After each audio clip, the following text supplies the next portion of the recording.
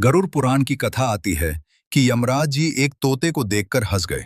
तोता बोला, कोई और हंस जाए तो बात बने, लेकिन यमराज हंस रहे हैं। तोते के मित्र थे गरुड़ जी, जो भगवान के वाहन हैं। लोग जब संकट में आते हैं तो अपनी पहुंच लगाते हैं, हाथ पांव मारते हैं। तोते ने गरुड़ जी से कहा, भैया, आप किसी तरह एक काम करवा दो। यमराज जी मुझे देखकर हंस गए हैं। मुझे लगता है अब मेरे जीवन के दिन थोड़े ही बचे हैं। आप भगवान से कहकर मेरी जीवन अवधि बढ़वा दो, क्योंकि मुझे पता है कि यमराज जी तभी हंसते हैं जब किसी को लेने का समय आता है। गरुड़ जी बोले, भगवान से बाद में बात करेंगे, पहले तुम मेरे पास आओ, मेरी कमर पर बैठो।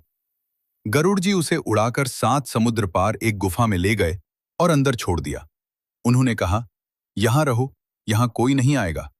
2-4 दिन यहीं बैठे रहना, सब अपने आप ठीक हो जाएगा। मैं यमराज जी से बात करता हूं। भगवान को छोटे काम के लिए क्यों परेशान करना, मेरी पहुंच तो सब जगह है। तोता बहुत खुश हो गया। फिर गरुड़ जी सीधे यमराज जी के पास पहुंचे।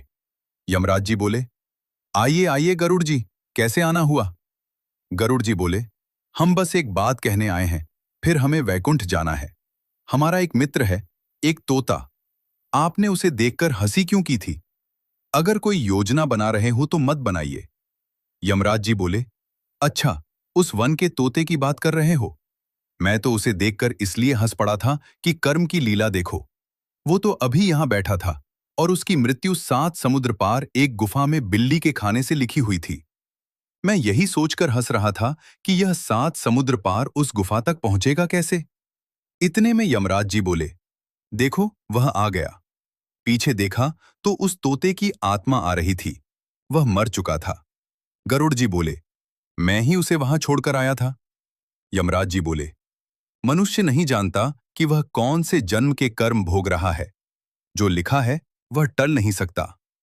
इसलिए हमेशा प्रसन्न रहो, भगवान का नाम जपो, कथा सुनो और आनंद से जीवन जियो।